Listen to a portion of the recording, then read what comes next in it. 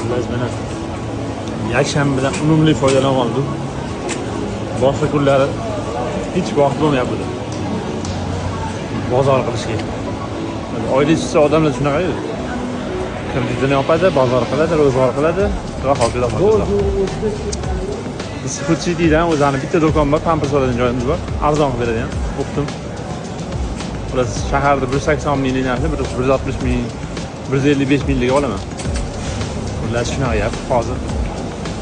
Mana arabani to'ldirib olib chiqamiz endi tashqariga.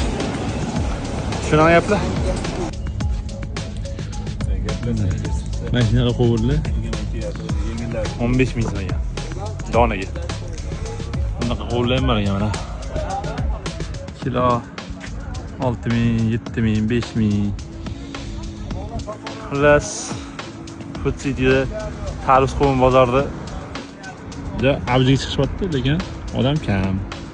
Hamma odam u naryoqda. Shu bozor ichida. O'shadan chiqdim shu yerda. Ketdik endi.